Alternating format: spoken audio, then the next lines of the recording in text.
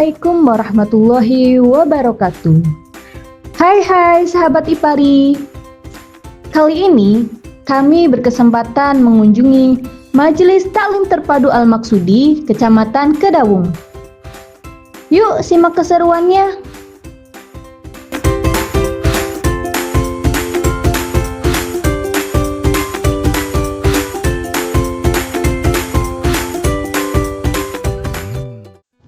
Majelis Taklim bukan sekedar tempat belajar agama. Lebih dari itu, ini adalah ruang untuk bertumbuh, saling berbagi pengalaman, saling menguatkan, dan bersama-sama menjadi pribadi yang lebih baik. Ngaji di sini tuh udah 3 tahun lebih lah. 3 tahun lebih, ya. Alhamdulillah senang banget. Di sini banyak ilmunya. Kita bisa dari tajwidnya kita belajar, dari ilmu sosialnya belajar, semuanya lah belajar. Ini tuh majelis paling komplit ya. Pengajian di mana-mana itu kita mulai datang, latihan pembukaan, terus ada pembacaan zikir, terus ada kuliah umumnya. Nah, setelah kuliah umum kita masuk ke kelas masing-masing buat belajar Al-Quran. Pada kesempatan ini saya ingin menyampaikan tentang beberapa hal terkait dengan Majelis Taklim Terpadu Al-Maksudi. Sebetulnya pendirian Majelis Taklim Terpadu Al-Maksudi itu bukan sebuah kesengajaan. Mungkin ini desain by Allah, bukan desain by us, begitu. Kenapa? Karena ketika saya pindah dari Tengah Tani sampai di Kedawung itu 1 Januari 2020. Namun saat itu kondisi negara Indonesia dan juga dunia sedang mengalami COVID, sehingga terjadi pembatasan kegiatan di lapangan yang bertemu dengan masyarakat banyak. Oleh karena itu, pada kesempatan itu saya hanya melakukan sosialisasi pendirian Majelis Taklim dan sosialisasi nomor statistik Majelis Taklim maksud saya, dan juga ID masjid. Sosialisasi itu juga sangat terbatas melalui beberapa forum-forum yang digabung. Namun kemudian dari hasil itu alhamdulillah Majelis Taklim yang terdaftar ada 30, yang mestinya ada 60, dan ID masjid semuanya alhamdulillah sebanyak 60 di Kecamatan Kedawung sudah beres dengan alamat yang lengkap. Sejalan dengan itu ada seorang yang saya kenal kebetulan, yaitu Pak RW di Blok Siledu. Itu kenal dengan saya memang sudah lama dulunya, menginginkan adanya kegiatan taklim di sebuah masjid yang baru saja berdiri 1 bulan, yaitu namanya Masjid Al-Maksudi. Masjid ini merupakan wakaf dari seorang agnia yang dinamai Al-Maksudi karena beliau mendapatkan amanah wasiat dari bapak beliau yang kemudian meninggal dunia, ingin dibuatkan masjid, sehingga bapak beliau adalah Haji Al-Maksudi, sehingga nama masjid itu Al-Maksudi. Alhamdulillah dengan hadirnya Majelis Taklim Terpadu Al-Maksudi, yaitu pada tahun 2022 ya.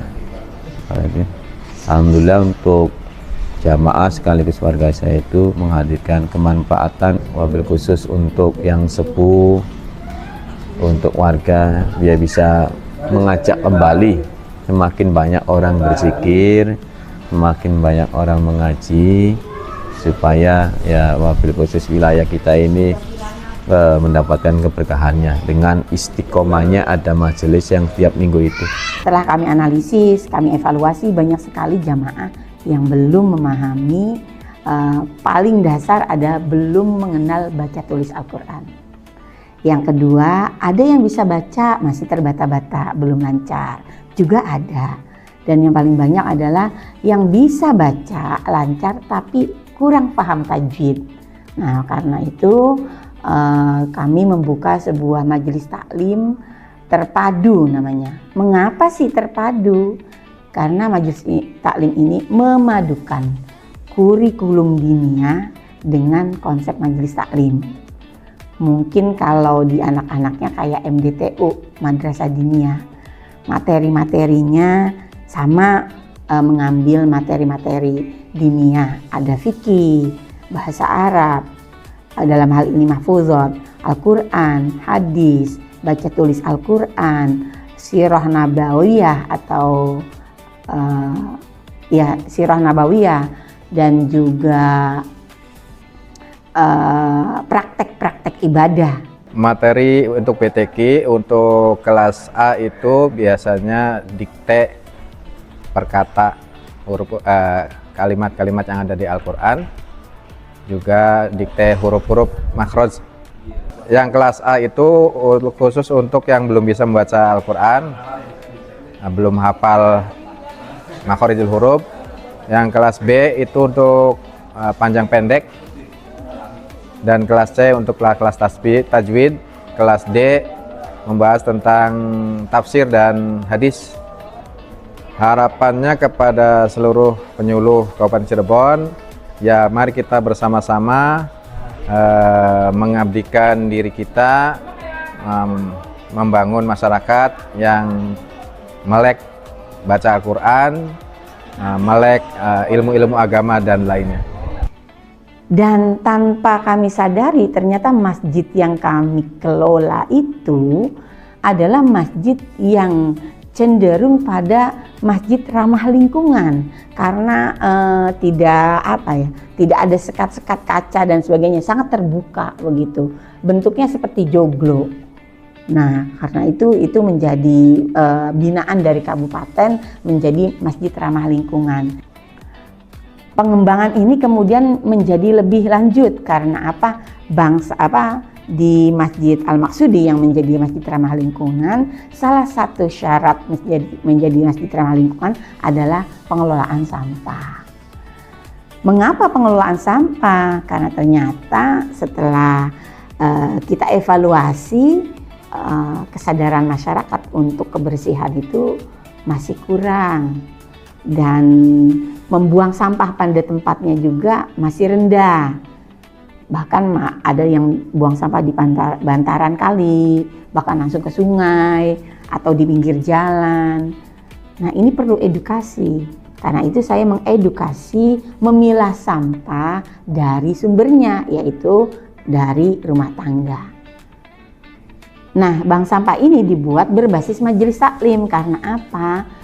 Hampir mayoritas sumbangsih terbesar sampah adalah sampah rumah tangga. Nah, rumah tangga ini biasanya yang kelola emak-emak, dan emak-emak biasanya rajin ke majelis taklim. Karena itu bank sampah kita berbasis majelis taklim. Jadi dari sebuah majelis taklim ternyata banyak sekali inisiatif-inisiatif untuk mengembangkan lebih jauh, sehingga majelis taklim tidak hanya melulu urusannya berkaitan dengan hablum minallah, tetapi juga hablum minannas. Dan kegiatan Muharram kemarin, alhamdulillah setengah biayanya itu justru dihasilkan dari bank sampah. Ada Pak Burhan, ada Pak Lukman, kemudian ada Umi Maratun Salehah. Beliau perannya bagi kita selain sebagai guru, juga sebagai orang tua gitu ya. Tempat kita kalau kita punya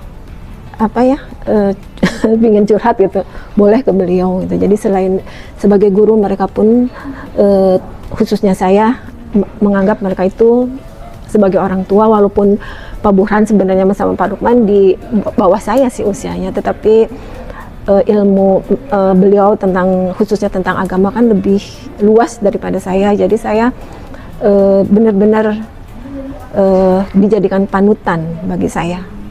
Sejalan dengan itu, ini juga desain Allah, karena ternyata di majelis taklim itu banyak yang duafa, termasuk di dalamnya statusnya janda. Beririsan dengan itu, kemudian saya mencoba menginisiasi sebuah langkah, yaitu adanya kampung zakat yang berbasis majelis taklim. Koperasi simpan pinjam itu berawal dari kita sebagai penyuluh agama Islam dalam membina majelis taklim. Pertama, melihat kondisi di lapangan rata-rata di daerah Seledu ke Desa Kedungjang Kecamatan Kedaung ini kebanyakan ada mayoritas janda. Hampir jamaahnya adalah janda yang perlu untuk dijakati. Kita bekerja sama dengan beberapa masjid yang ada di Kecamatan Kedaung untuk mengumpulkan dana ataupun zakat mal. Salah satunya adalah Masjid Masjid Nurul Iman di Desa Tuk, Kecamatan Kedaung. Masjid tersebut memberikan zakat mal kepada kami untuk dikelola, yaitu berupa koperasi simpan pinjam. Awalnya memberikan cuma-cuma dari masjid, kemudian kita kelola untuk disimpan pinjam untuk usaha, dan kebutuhan-kebutuhan yang lainnya. Untuk sistemnya kita, karena ini lebih banyak ke ta'awun artinya untuk tolong-menolong, ketika satu jamaah membutuhkan kita pinjamkan, tapi dengan cara cicil pengembaliannya 1 minggu bisa relatif dari 20.000 sampai 25.000 tergantung kemampuan jamaah. Di samping itu jamaah juga kita tanamkan untuk bisa menabung supaya ketika selesai dari masa pinjamannya bisa mandiri untuk meminjamkan tabungannya. Jadi dari tabungan itu nanti bisa pengolahan dagang ataupun kegiatan-kegiatan yang sifatnya ekonomi. Masyarakat khususnya di daerah Seledu sama Desa Kedungjang sama Kedaung masyarakat sangat terbantu karena adanya koperasi ini. Mohon maaf, sebelumnya di daerah kami itu banyak sekali yang pinjamannya itu adalah kepada Bank Emok. Setelah adanya kegiatan Majelis Taklim, ada kegiatan koperasi simpan pinjam, beliau masyarakat ini akhirnya berpindah ke kami. Artinya di sini tidak ada biaya apapun, kami hanya sebatas membantu dan itu dikembalikan secara sukarela. Nah, keren kan kunjungan kali ini? Sahabat Ipari, next kita berkunjung kemana lagi ya? Usul di kolom komentar.